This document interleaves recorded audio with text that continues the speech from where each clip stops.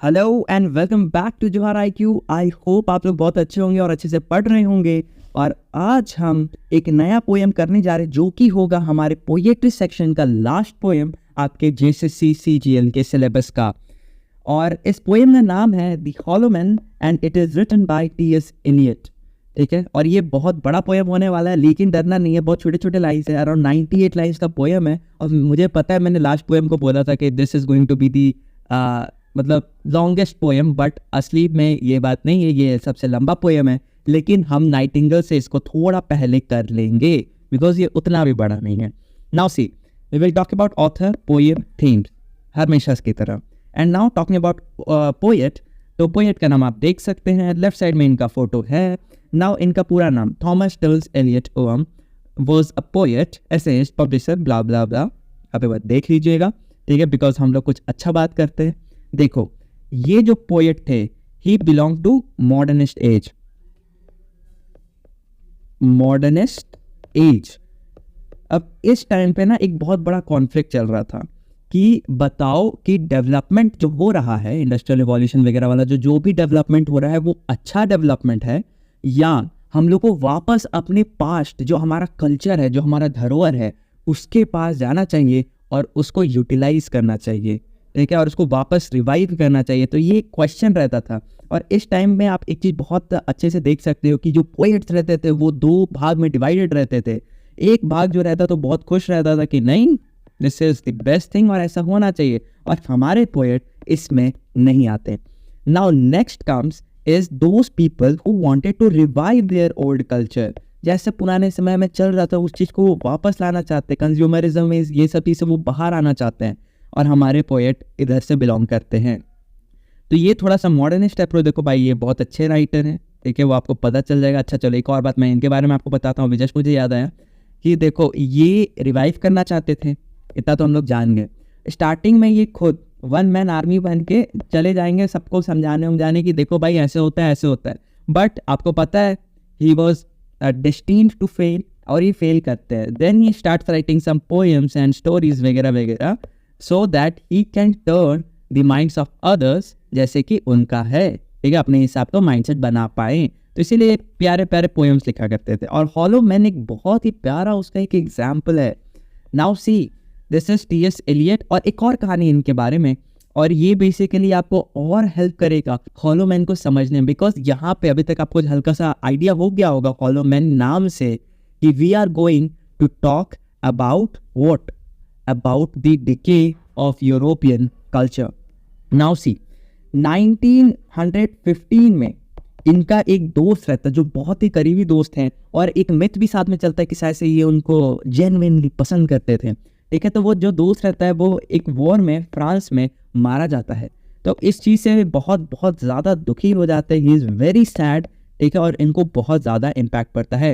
And just world war one ख़त्म होता है, you can see that he rights poem in 1921 and it finally gets published in 1925, ठीक है। तो 1921 में। और ऐसा बोला जाता है ना कि ये जो पोएम है ये पूरा एक जैसा ही नहीं है, मतलब कहीं कहीं से एक्सट्रैक्ट उठा के एक जगह डाला गया है, ठीक है।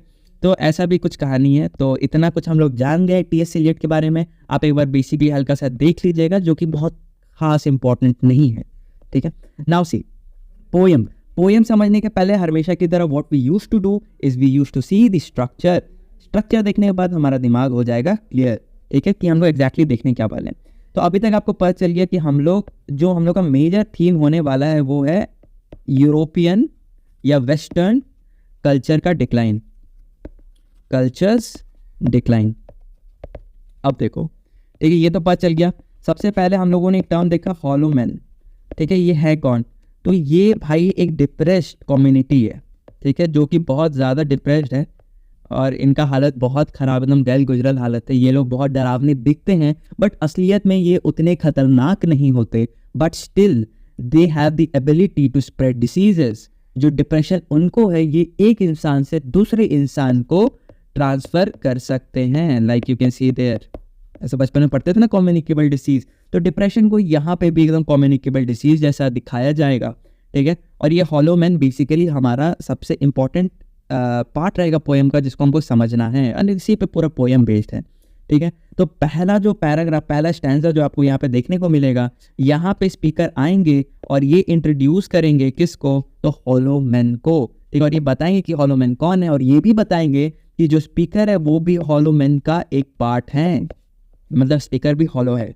नाउ सेकेंड जो हमारा पार्ट रहेगा, ये पोएम बेसिकली 5 पार्ट में डिवाइडेड है, ठीक है। 5 पार्ट्स है, मैं यहाँ लिख देता हूँ 5 पार्ट्स। नाउ सी, तो सेकेंड पार्ट जो है, यहाँ पे speaker will talk about some eyes, और ये आग से ना वो बहुत डरते हैं, ठीक है। ये वो आग को ना अपने ड्रीम में भी देखना नहीं चाहते। तो कौन सा आग है? Obviously it is something God like. एक टर्म यूज करते हैं हम लोग, डूम्सडे, ठीक है। इसका इंग्लिश में मतलब होता है कि the day of judgement, right. अगर गलत है तो आप मुझे कमेंट में सही कर सकते हैं। नाउ सी, तो बेसिकली ऐसा लगता है कि जो ये स्पीकर है वो इस डूम्सडे से बेसिकली डर रहा है, जो डे ऑफ जजमेंट है उस चीज़ से डर रहा है, बिकॉज उसको भी पता है कि वो कितना गलत आदमी है, ठीक है। वो गलत रास्ते पे चल रहा है, और जब भी भगवान देखेंगे उसको तो ऑब्वियसली उसको इस बात से डर लगना ही है, ठीक है। ऐसे नहीं बोलते कोई कोई कि नहीं हमको तो नरक नहीं जाना है, तो ऐसा ही कुछ ये हॉलो मैन लोग हैं। Now moving forward, what you will see is death of European culture, ठीक है। इस पैराग्राफ में आपको बहुत अच्छे से पता चलेगा कि ये जो कल्चर है ये कैसे डिक्लाइन कर गया है। एंड जब हम लोग 4th अपने पार्ट में पहुंचेंगे तो again we can see some eyes, ठीक है। और उसके बाद हम लोग यहाँ पे कुछ वैली के बारे में भी देखेंगे। एक ऐसा वैली जहाँ पे हॉलो मैन ड्वेल करते हैं, वो यहाँ पे हॉलो मैन रहते हैं, ठीक है। और एक और खासियत बात ये है कि ये एक हॉलो वैली, इसका नाम ही हॉलो वैली है, ठीक है। और यहाँ पे हम लोग को थोड़ा सा ये भी पता चलेगा कि ट्रेडिशन को वापस लाया जा सकता है, और कहीं कहीं पे हल्का हल्का हर एक पार्ट में हम लोग को थोड़ा सा होप भी मिलेगा कि नहीं, ये जो गुमराह कम्युनिटी है, जो हॉलो मैन पीपल है, जो डिप्रेस्ड पीपल है, उनको सही किया जा सकता है। They are still chances, but कोई करना नहीं चाहेगा, ठीक है। तो ये हॉलो वैली, और यहाँ पे हम लोग पता चलेगा कि नहीं, जहाँ पे भी ये रहते हैं वो जगह को भी अपने हिसाब के बना लेते हैं, एकदम उसको भी हॉलो बना लेते हैं। Now moving forward is the 5th stanza, जहाँ पे ऑब्वियसली हम लोग देखेंगे कि ये लोग डांस कर रहे हैं एक कैक्टस के अराउंड, ठीक है। कुछ सेरेमनी टाइप का चीज़ होगा। फिर उसके बाद हम लोग देखेंगे कि यहाँ पे बिब्लिकल कैरेक्टर कोई आएगा, बेसिकली एक लाइन रहेगी और ऐसा वो बेसिकली इटैलिक्स में लिखा हुआ है, तो हम लोग को समझ जाना कि कोई और वहाँ पे आके बोल रहे हैं रादर देन स्पीकर, ठीक है। तो वो बाइबल का लाइन्स बोलेंगे, and then what we will get to know कि यहाँ पे स्पीकर भी ट्राई करेगा उस चीज़ को वापस से बोलने में, बट वो इतना ज़्यादा करप्ट होगा, इतना ज़्यादा अनहोली होगा कि ये बोलते बोलते ही ट्रेम्बल कर जाएगा, ठीक है। और फिर लास्ट में हम लोग को पता चलेगा कि ये जो दुनिया है वो एक बर्स्ट से ख़त्म नहीं होगी, मतलब एक बड़े धमाके से ख़त्म नहीं होगी, बट ये जो दुनिया है वो एक सॉफ्ट से आवाज़ के साथ ख़त्म हो जाएगी, ठीक है, एक विम्पर के साथ ख़त्म हो जाएगी। So this was the whole structure of our poem. I hope आप लोग को अच्छा लगा होगा, समझ में आया होगा स्ट्रक्चर। अब चलिए पोएम देखते हैं। The Hollow Man by T.S. Eliot. Mr. Kurtz, he dead. A penny for the old guy. ये रहा हमारा पहला लाइन, और जो कि हमारे पोएम का एग्जैक्ट पार्ट नहीं, ये कहीं और से लिया गया है, ठीक है। और ये कहाँ से लिया गया है, तो ये जोसेफ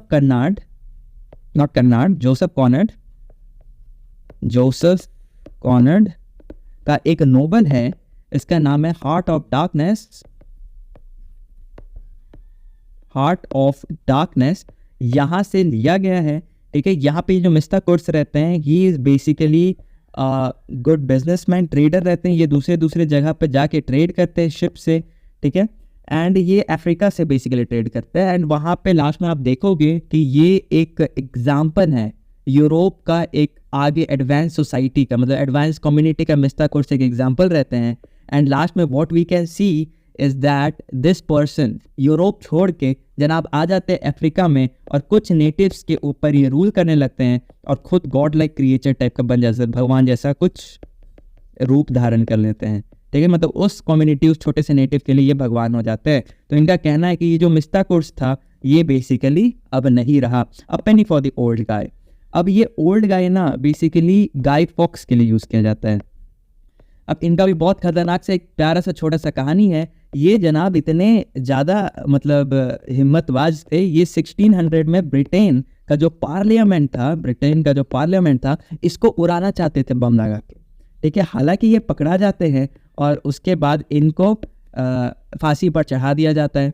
अब देखो, अब वहाँ पे ना ये एक फेस्टिवल बन जाता है, वहाँ पे छोटे छोटे बच्चे क्या करेंगे कि दे विल मेक सम छोटा छोटा पुतला, ठीक है, गाय फॉक्स का, और वो भी फूस का बनाते हैं, ये जो भूसा बोलते हैं, जो स्ट्रॉ बोलते हैं, उस चीज़ का बनाते हैं।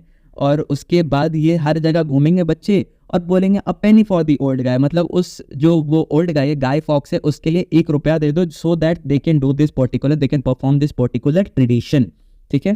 तो ये एक छोटा सा कहानी है। तो मिस्टर गुस his dad a penny for the old guy, ये कहीं और से लिया गया, मैंने आपको पूरा कहानी बता दिया। Now see, we are the hollow men, we are the stuffed men, leaning together, headpiece filled with straw.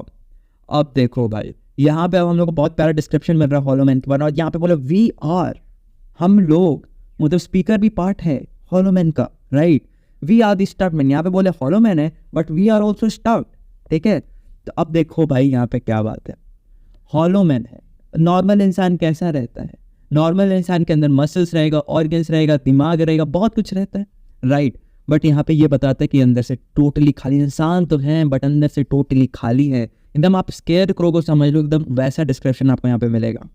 फिर बोलते हैं इनके अंदर कुछ स्टफ्ड भी है, क्या है, तो वो पता चलेगा कि इनके अंदर स्ट्रॉ है, वो स्टफ्ड है, ये जो भूस भरा हुआ, जो फूस बोलते हैं हम लोग, वो बेसिकली स्टफ्ड है इस इंसान के अंदर, ये हॉलो मैन कम्युनिटी के अंदर। अब देखो क्या पता चलता है, leaning together head piece filled with straw, ये एक दूसरे में ऐसे टकरा के, ऐसे एक दूसरे के ऊपर लीन करके खड़े रहते हैं या बैठे रहते हैं, जो भी करते हैं, एंड बताते हैं कि उनका जो दिमाग है वहाँ पे दिमाग नहीं है बल्कि वहाँ पे भूसा भरा हुआ है।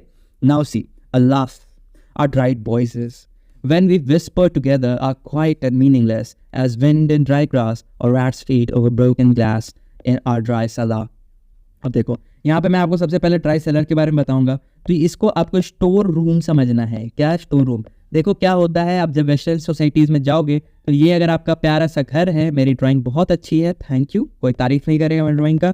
अब देखो तो इसके जस्ट बगल में ना एक अंडरग्राउंड रूम बनाया जाता था जो कि स्टोरेज के लिए काम किया जाता था। इस तरीके से गेट रहता था, आप उसको खोलो और अंदर चले जाओ, ये आपका घर, ठीक है। तो अब बताओ वहाँ पे अगर कोई माउस रहेगा और वो कोई ब्रोकन ग्लास पे चलेगा, वो आवाज़ भी करेगा तो क्या मीनिंग आएगा? नहीं। ये चीज़ हम अभी देखेंगे, पहले ऊपर से देख के आते हैं। Now see, are dried voices, अभी अपने वॉइस के बारे में बता रहे हैं, ठीक है। उनका वॉइस पहले से ही सॉफ्ट है, पहले ही बहुत बहुत ज़्यादा सॉफ्ट है। सॉफ्ट मतलब क्या? मतलब बहुत धीमा बोलते हैं ये लोग, ठीक है। We whisper together and when we whisper together, अब जब भी उसके बाद विस्पर करता है, आवाज़ तो ऐसी ही कम है, और जब ये विस्पर करते हैं तो what you can see is that are very quiet and meaningless. का जो आवाज़ रहता है ना, वो बहुत ही ज़्यादा शांत हो जाता है और टोटली मीनिंगलेस हो जाता है। मतलब उनका जो वॉइस है बेसिकली कोई मीनिंग नहीं रखता। अगर हम लोग बात करें, अगर मैं अभी आपसे इस पोएम, इस वीडियो के थ्रू बात कर रहा हूँ, तो आप समझ सकते हैं I am imparting some knowledge, I am imparting some information, so that आप समझ सको कुछ, ठीक है। लेकिन ये लोग जब बोलते हैं तो इसमें कोई मीनिंग नहीं रहता, ठीक है। ऐसे पता है ना, इनके दिमाग नहीं है, दिमाग की जगह भूसा भरा हुआ है। Now see, as wind in dry grass, अब ये यहाँ पे कंपेयर करते हैं और ये बताते हैं जैसे कि एक विंड बह रहा हो लेकिन एक ड्राई ग्रास पे बह रहा हो। ड्राई ग्रास, मरा हुआ ग्रास पे बह रहा है, ठीक है।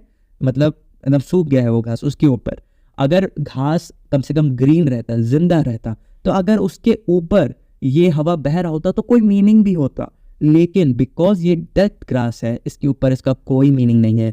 नाउ सी, और rats feet over broken glass, यहाँ पे एक और एग्जांपल देते हैं। जैसे जो रैट का जो फीट है, जैसे मैंने अभी बताया, अगर वो ब्रोकन ग्लास पे चले लेकिन ड्राई सेलर में, स्टोर रूम में जो कि अंडरग्राउंड है, ठीक है, तो वहाँ पे भी वो चिल्लाए भी तो आवाज़ नहीं आएगा हमारे पास, तो it is also totally meaningless, ठीक है। तो यही बात ये यहाँ पे बताना चाहते हैं। अब देखो ये आगे क्या लिखते हैं, शेप विदाउट फॉर्म, क्या है? Shape without form, shade without colour, paralysed for gesture without motion. अब देखो ये बहुत बोलते हैं कि शेप तो हैं ये लोग, they are shape but without form. Just for example, आप यहाँ पे देखो, अगर मैं आपको बोलूँ what is this shape called, आप बोलोगे सर इसको बोलते हैं ट्रायंगल, राइट। अगर मैं आपको यही चीज बोलूँ, जल्दी बताओ ये कौन सा शेप है? कोई शेप नहीं है। शेप तो है कोई, लेकिन इसका कोई पर्टिकुलर फॉर्म नहीं है, एक पर्टिकुलर स्ट्रक्चर नहीं है, तो हम लोग बता नहीं सकते कि ये बेसिकली कौन सा शेप है। वही चीज ये है, कोई शेप तो है but they are without form, they don't have any form, right. Made without colour, sorry, shade without colour, shade तो है, जैसे शैडो तो है, बट शैडो भी ब्लैक कलर की होती है, लेकिन उनकी शेड में भी कोई कलर नहीं है। पैरालाइज्ड फोर्थ, स्ट्रेंथ ही नहीं है इनके पास, ताकत ही नहीं है। And gesture without motion, they can give gestures, ठीक है, लेकिन उसमें भी कोई मूवमेंट नहीं है। जेस्चर दोगे क्या? अगर किसी को बुलाना है, हाँ, या किसी को बाय करना आपको, तो आप हाथ हिलाते हो, ठीक है। तो इनका जेस्चर्स तो देंगे लेकिन वो जो मूवमेंट रहती है ना उसमें वो फ्लो नहीं रहता है, ठीक है। तो टोटली बताना चाहते हैं दे आर मीनिंगलेस, डरावने दिखते हैं लेकिन कुछ हार्म नहीं कर सकते आपको, दम ही नहीं है, ताकत ही नहीं, वो जी ही नहीं है। Now C moving forward, those who have crossed with direct ties to death's other kingdom remember us, if at all, not as lost violent souls but only as the hollow men, the stuffed men। अब ये बताते हैं, देखो जो लोग death की other kingdom में जा रहे होते हैं, समझो डेथ का अदर किंगडम यहाँ पे, इससे मतलब आप हेवन समझो, हेवन, ठीक है। जो लोग इस रोड पे ट्रैवल कर रहे हैं, ठीक है, वो लोग सीधा जाएंगे, हाँ। और पहली बात तो इन लोग की तरफ देखते नहीं, हॉलो मैन की तरफ, ठीक है, इसीलिए खासकर रिमेंबर नहीं, याद नहीं रख पाते इनको, बिकॉज वो डायरेक्टली भगवान को देखते हैं, भगवान से डरते नहीं है ये लोग, हॉलो मैन डरेंगे, जो कि हम लोग को आगे के पार्ट्स में पता चलेगा, ठीक है। तो अगर वो लोग जो डेथ के अदर किंगडम जा रहे हैं, जो हेवन की तरफ जा रहे हैं, वो सीधा डायरेक्ट आइस से जाते हैं, सीधा भगवान को देखते हुए जाते हैं, और अगर गलती से भी इन लोग के बारे में ये जो हॉलो मैन है, अगर थोड़ा सा भी इनको रिमेंबर करते हैं, थोड़ा सा भी याद रखते हैं, ठीक है, तो अब देखो बताते हैं description, not as lost violent souls, बताते हैं इनको वायलेंट लॉस्ट गुमराह लोग नहीं समझते हैं, इन लोगों को गुमराह नहीं समझते जो वो लोग रहते हैं, but only as hollow man, इन लोगों को सीधा एक डिप्रेस कम्युनिटी की जैसा ही दिखा जाता है। ऐसा नहीं कि वो लोग को चेंज कर दिया जाए, ऐसा बता रहे हैं कि कोई होप ही नहीं दिखते वो इस डिप्रेस कम्युनिटी में, कुछ करके कुछ पॉलिसीज ला के नया इन लोग को ठीक किया जा सकता है, या अपने पुराने कल्चर को रिवाइव करके इन लोग को ठीक किया जा सकता है, ठीक है। The hollow man, the stuffed man, ऐसे ही वो याद भी रखते हैं अगर रखते भी है तो।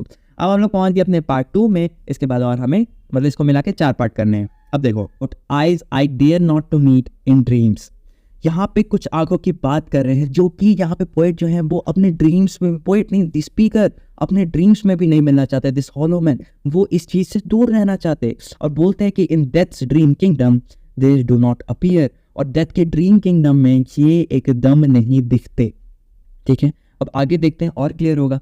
There the eyes are sunlight on the broken column, there is a tree swinging and voices are in the wind singing, more distant and more solemn than a fading star।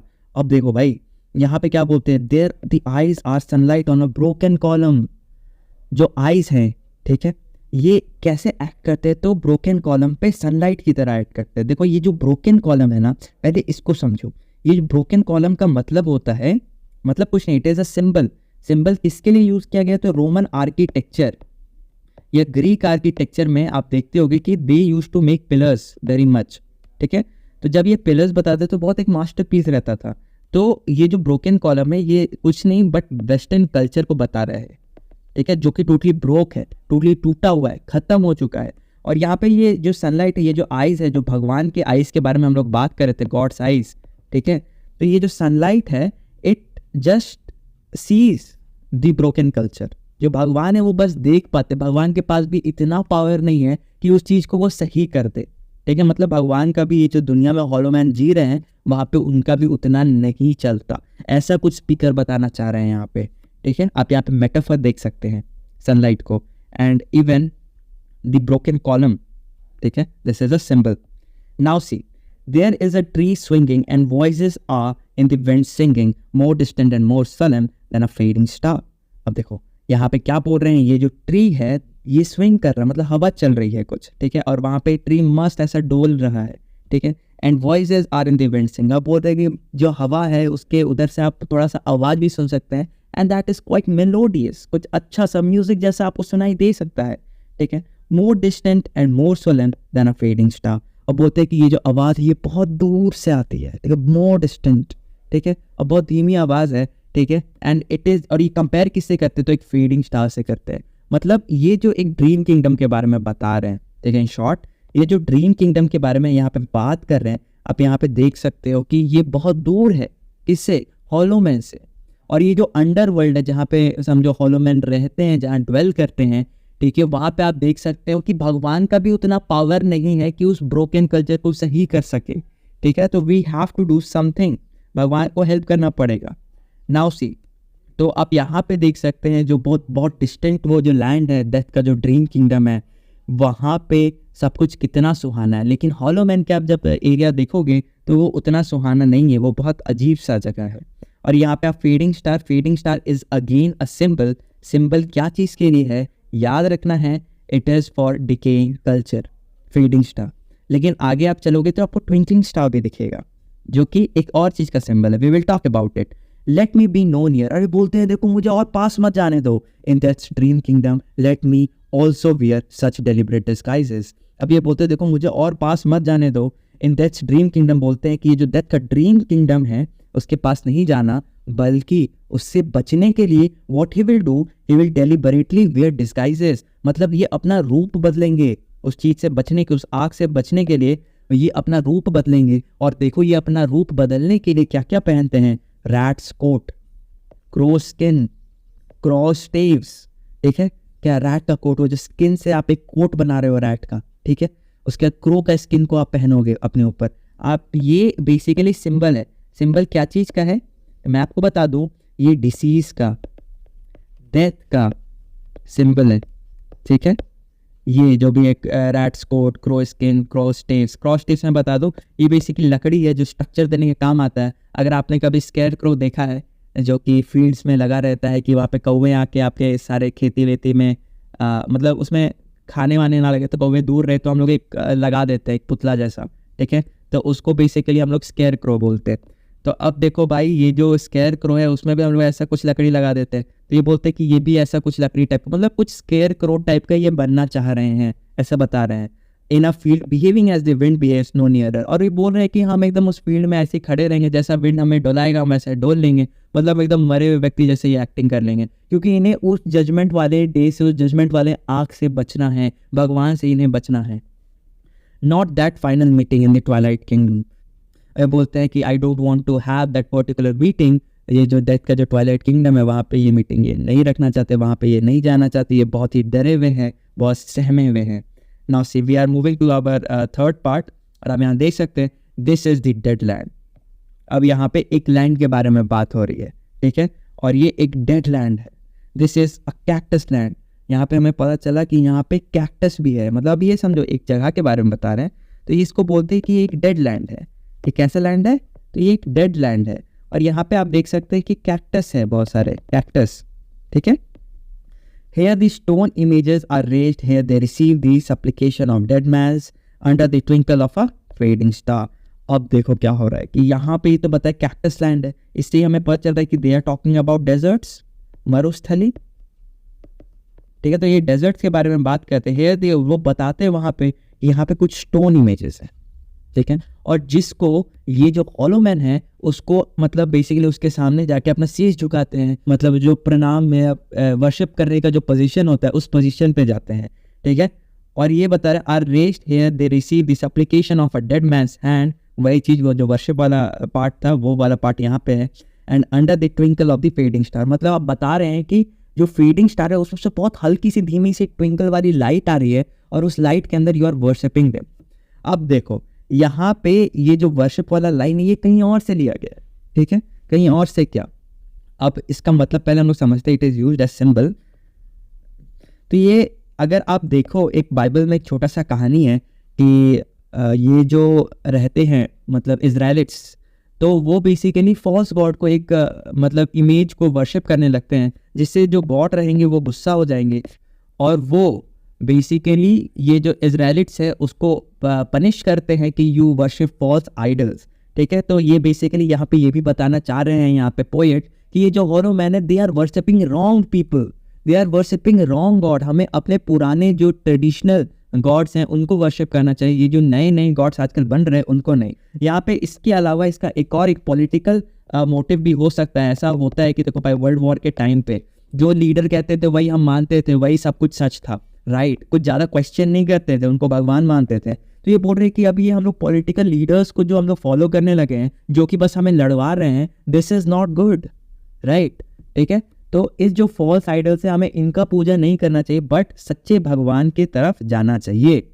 और यहाँ पे ये थोड़ा सा रिलीजियस थीम है यहाँ पे। ठीक है, now moving forward, is it like this in death's dream, death's other kingdom, walking alone at the hour when we are trembling with tenderness, lips would kiss from prayers to broken stone। See, अब ये बताते हैं कि क्या ये death के दूसरे kingdom में भी, क्या ये डेथ के हेवन टाइप में भी ऐसा होता है क्या कि हम लोग जब भी जगें और चले आगे और उस टाइम पे हमें टेंडरनेस चाहिए होता है, हमें प्यार चाहिए होता है, हमें लव चाहिए होता है, हमारे जो होठ है वो किस करने के लिए आगे बढ़ने वाले, मतलब उस टाइप का मूड रहता है। ठीक है, लेकिन ये लोग ऐसा कुछ नहीं कर सकते, ठीक है, बट उसकी जगह इनके वो जाना पड़ता है इस ब्रोकन स्टोन के पास और वहाँ पे जाके इन्हें वर्शिप करना पड़ता है, मतलब ये फॉल्स आइडल को वर्शिप करना पड़ता है। तो पूछते हैं क्या डेथ के अदर किंगडम में भी ऐसा ही होता है, क्या हेवन में भी ऐसा ही कुछ होता है कि ऐसे ही सब कुछ आपको फॉलो करना पड़ेगा, ठीक है। तो ये क्वेश्चन करते हैं और यहाँ पे आप देख सकते हैं कि ये जो हॉलो मैन है इनको भी प्यार चाहिए होता है। अगर ये प्यार नहीं मिलेगा तो ऑब्वियसली और ज़्यादा ये डिके होंगे और ज़्यादा डिप्रेस होंगे, तो ये चीज़ उनको नहीं मिलता, बट कि जो ये करते जा रहे हैं वही इनको करना पड़ता है। Now see here we go round the prickly pear, और मुझे माफ़ कीजिएगा यहाँ 5th है, एक्चुअली थोड़ा सा इशू हो गया था बनाने में और हमें जाना पड़ेगा लास्ट में सीधा, and this is the 4th stanza. वो थोड़ा सा छूट गया था, मेरी गलती थी, आप थोड़ा सा कॉम्प्रोमाइज़ कीजिएगा। चलिए देखते हैं post stanza. The eyes are not here, अब ये बोलते हैं इसे एक ऐसे जगह पे है जहाँ पे वो आँख नहीं है, वो भगवान की आंखें नहीं है जो इनको जज कर पाए। There are no eyes here, same line repeated with different structure. In this valley of dying stars, in this hollow valley, this broken jaw of our lost kingdom. अब ये बोलते हैं, देखो वैली के बारे में बात हुई, ठीक है, और वैली कैसी है तो हॉलो है। इसका मतलब क्या, हम लोग स्टार्टिंग में देखे थे कि ये जो लोग हैं, ये जो हॉलो मैन है, ये स्ट्रेंथ नहीं है इनके अंदर, ये दिखते डरावने हैं लेकिन कुछ कर नहीं सकते। लेकिन यहाँ पे ये भी पता चलता है ना कि ये लोग कंटेगियस कोविड-19 जैसे है, जो वैली में ये रहते हैं उसको भी इन्होंने हॉलो बना दिया है।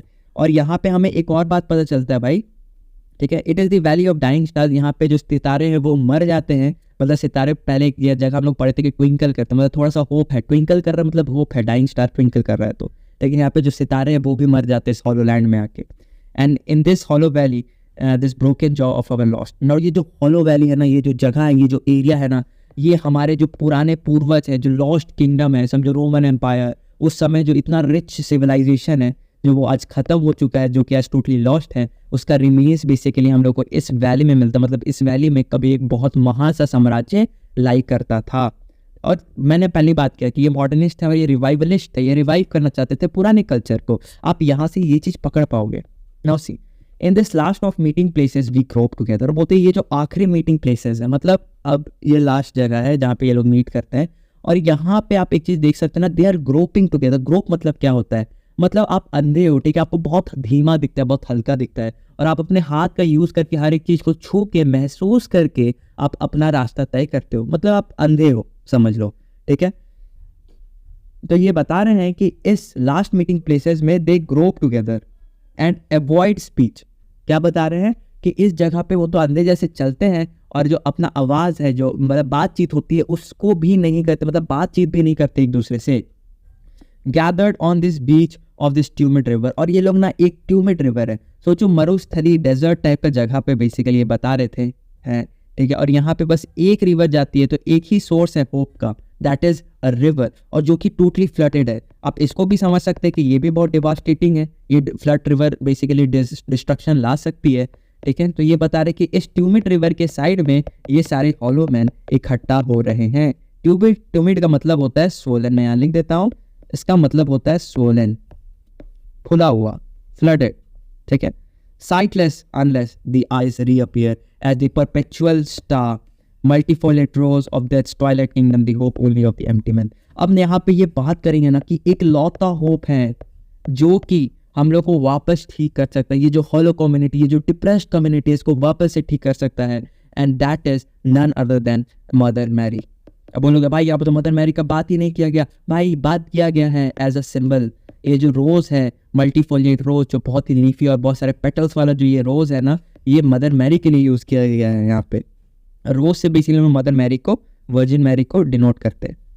सी है तो साइटलेस अनलेस, अभी ये अंधे थे, ग्रोप थे, ठीक है, हथी छू छा के चल रहे थे, अनलेस दी आइज रीअपीयर। अब देखो इनका आंख वापस आ रहा है, मतलब क्या एक चेंज आ रहा है इस हॉलो मैन में, इतना जो डिप्रेस कम्युनिटी के पास साइट आ रहा है, मतलब अभी कम से कम कुछ देख तो पा रहे हैं। As the perpetual star, perpetual star is not like that dying star, यहाँ पे कुछ परमानेंसी दिया है इस पार्ट में हम लोग को, ठीक है। मल्टीफोलिएट रोज, अब ये जो मदर मैरी है, ठीक है, अभी देखो इसको बताता है कि द ओनली वे जो ये हॉलो मैन ये ठीक हो सकते हैं, मतलब अगर हम लोग अपना ट्रू रिलीजन को फॉलो करेंगे तभी हम लोग मतलब सही रास्ते पे चल सकते हैं और सब कुछ रिवाइव कर सकते हैं और सब कुछ बेहतर हो सकता है। ये जो डिप्रेस्ड कम्युनिटी है ना, इससे हम लोग बाहर आ सकते हैं।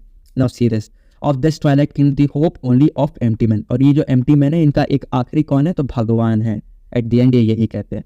अच्छा जल्दी से देखते हैं अपने last and the fifth stanza को। और ये रहा हमारा फिफ्थ स्टैंजा जो कि सबसे बड़ा स्टैंजा है, स्टैंजा नहीं सॉरी पार्ट, जो कि सबसे बड़ा पार्ट है। Now C here we go round the prickly pear, prickly pear, prickly pear. Here we go round the prickly pear at 5 o'clock in the morning. See, अब क्या बोलते हैं, prickly pear is nothing but your cactus, ठीक है। और इसके चारों तरफ ये लोग घूमते हैं और डांस कर रहे होते हैं, ठीक है। और ये 3 बार रिपीट होता है, prickly pear, prickly pear, prickly pear, ठीक है। और यहाँ पे बताते हैं कि राउंड राउंड उसके आसपास घूम के ये डांस वांस कर रहे हैं, मतलब एंजॉय कर रहे हैं। और कब, किस टाइम पे, तो सुबह 5 बजे।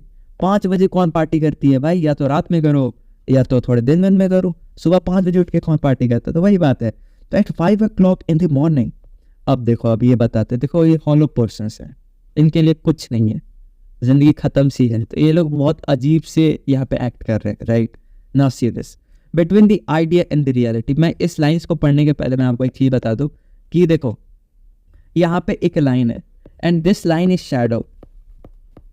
क्या है ये, दिस इज शैडो।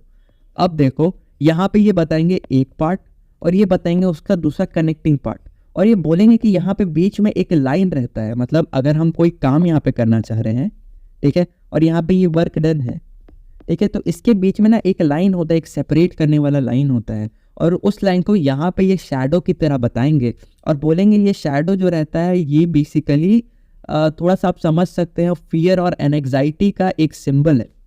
फियर और एनेक्साइटी,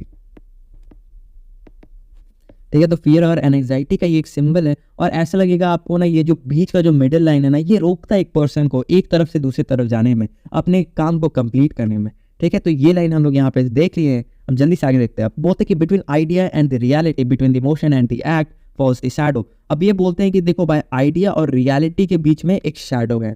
फिर बोलते हैं कि मोशन और एक्शन, एक तो मूवमेंट है और आपका एक असली एक्शन जो है आपका, उसके बीच में भी एक कोई पतला सा लाइन है, and that is your shadow, that is your fear, that is your anxiety, जो आपको वो चीज़ कंप्लीट नहीं करने देता। और फिर यहाँ पे एक लाइन आता है and that says for थाइन is the kingdom. मैं यहाँ पे आपको बता दूं कि ये जो लाइन है बेसिकली इटैलिक्स में था, ठीक है। ये इटैलिक्स मतलब थोड़ा टिल्टेड लिखा हुआ था, जिससे हम लोग पता कर सकते हैं कि ये स्पीकर नहीं बोल रहा, ये कोई और बोल रहा है। मतलब यहाँ पे कोई बिब्लिकल या बाइब्लिकल जो आप बोलते हो, बाइब्लिकल एक्सपर्ट है, ठीक है, जो कि आके ये बोलता है and this is yours is the kingdom. Thine मतलब योर्स होता है ओल्ड इंग्लिश, तो योर्स इज द किंगडम। अब आगे देखो, between the conception and the creation, between the emotion and the response falls the shadow. Again conception और creation, idea और creation, reality के बीच में भी एक शैडो है। इमोशन, जो हमारे इमोशन और जो उसका रिस्पॉन्स मिलता है उसके बीच में भी एक शैडो है। वो यहाँ पे स्पीकर बताते हैं life is very long. Again this is coated directly from the Bible. और मतलब कोई एक्सपर्ट यहाँ पे भी आके वो लाइन बोलता है लाइफ इज वेरी लॉन्ग। ये पुराने से कॉपी हो गया है, इस पर नहीं ध्यान देना है। Now see between the desire and this pass, बोलते हैं कि जो तुम्हारा डिजायर है और जो ऑर्गेज्म है उसके बीच में भी एक लाइन है and that line is of shadow. Between potential and existence, जो तुम्हारा पोटेंशियल है और जो रियल एग्जिस्टेंस है उसके बीच में भी एक शैडो लाई करता है, उसके बीच में भी एक डर लाई करता है एंड दैट इज बेसिकली वो बता रहे वो जो लाइन है that is shadow. Now moving forward, essence और डिसेंट के बीच में भी आपको क्या मिल जाएगा, तो आपको यहाँ पे शैडो मिल जाएगा। तो मतलब बहुत सारी चीज के बीच में कुछ है, एक लाइन है जो आपको डरा के रखती है, सहमा के रखती है, so that you can not complete your task. और मतलब आप एक तरफ अटके हुए रहो, आप दूसरे साइड जंप ना कर पाओ, and that is shadow, that is fear. Now see for थाइन is the kingdom. Again यहाँ पे वो जो बिब्लिकल कैरेक्टर है वो आएगा और वो बोलेगा for थाइन, for yours is the kingdom, ठीक है। अब यहाँ पे स्टार्ट करते हैं स्पीकर बोलना, सेम लाइन को रिपीट करना। मतलब ऐसा दिख नहीं रहा है कि स्पीकर भी अब धर्म के रास्ते पे चलना चाहते हैं, वो भी चाहते हैं कि अब सब ठीक हो जाए, एंड ही ट्राइज, वो कोशिश करते हैं। For थाइन is life is, for थाइन is the, मतलब इस तरीके से वो स्टैम करते हैं, इस तरह से वो ट्रम्बल करते हैं, ठीक है, ट्रम्बल करते हैं, and he is not able to speak.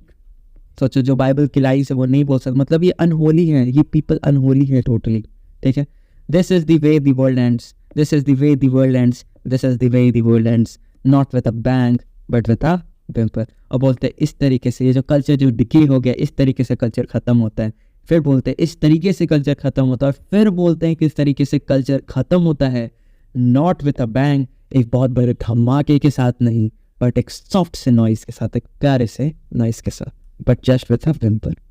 और इसके साथ हम करते हैं अपना प्यारा सा पोएम कंप्लीट। आई होप आपको समझ में अच्छे से आया होगा। और अब जल्दी से देखते हैं थीम्स को। तो एम्प्टीनेस का थीम, भाई hollow man, this whole community is depressed. Hollow man बोलते दे आर स्टफ्ड। स्टफ्ड भी किससे, तो फूस से स्टफ्ड है, भूसा भरा हुआ है उनके अंदर। तो क्या ही फायदा स्टफ होने का भी। They don't have muscles, they don't have brain, they don't have organs. ठीक है, तो they are totally empty people. तो यहाँ पे एक एम्प्टीनेस का थीम है जो कि बहुत बहुत बहुत ज़्यादा डोमिनेंट है। Now see the struggle to maintain hope. Obviously आप देखेंगे हॉलो मैन को कोई लोग, जितने भी लोग वहाँ पे जा रहे होते हैं जो कि डेथ की ड्रीम किंगडम के मतलब उस साइड जा रहे हैं, ठीक है, वो कभी डायरेक्ट आई से हॉलो मैन लोग को नहीं देखते, लेकिन डायरेक्ट आई से किसको देखते हैं, तो हेवन को देखते हैं। और थोड़ा बहुत भी अगर याद करते हैं हॉलो मैन के बारे में तो एक मतलब गुमराह लोग जैसे सोचते हैं, मतलब they are just like they just see them as hollow man, खत्म इंसान, और कोई होप नहीं दिखाते हैं। लेकिन आप जब आगे जाओगे तो आपको पता चलेगा कि नहीं, ट्विंकलिंग स्टार करके कुछ यूज हुआ था, तो स्टार भी ट्विंकल कर रहा था। एक जगह तो फेडिंग दिख रहा था, मतलब स्टार इज डाइंग, लेकिन कहीं पे एक ट्विंकलिंग फेडिंग स्टार, मतलब एक छोटा सा होप दिख रहा था। हम लोग बात किए मदर मैरी के बारे में, जिनके कारण हम लोग ठीक हो सकते हैं, मतलब दिस जनरेशन कैन बी रिडेम्प्ट। तो आप वहाँ पे देख सकते हैं कि ये जो मदर मैरी है वो भी एक होप की सिंबल रहती है, ठीक है। और लास्ट में देखते कि speaker tries to speak the Bible का लाइन, ठीक है, लेकिन वो बोल नहीं पाता। लेकिन वहाँ पे भी एक छोटा सा होप दिखता है कि यार यार कुछ तो बोल पाया ना, वो भी तो रास्ते पे चलना चाहता है ना, ठीक है। तो होप मेंटेन करने का जो स्ट्रगल है वो बहुत ही ज़्यादा डोमिनेंट है पूरे पोएम में। रिलीजन, गॉड्स आइज, डूम्सडे, ठीक है, द डे ऑफ जजमेंट, ठीक है, प्लस मदर मैरी जो कि सब कुछ ठीक कर सकती हैं, sunlight on a broken column, ठीक है। फिर ये जो बाइबल से जो लाइन ली गई थी, यहाँ पे आपको साफ साफ पता चलेगा कि रिलीजन वाला जो थीम है वो कितना कितना ज़्यादा डोमिनेंट है। Now comes the cultural decay. अब हम लोग बात करेंगे कल्चरल डिके। पूरा पोएम ही यूरोपियन कल्चर, जो वेस्टर्न कल्चर है, उसके डिके के बारे में बात कर रहा है। वेस्टर्न कल्चर्स डिके, ठीक है। तो आई होप ये रहा हमारा थीम्स, आपको अच्छा लगा होगा। PDF आपको मिल जाएगा कहाँ पे, टेलीग्राम पे। जाइए टेलीग्राम पे, डाउनलोड कीजिए, इसका जो लिंक है वो है डिस्क्रिप्शन में, and must join. Thank you.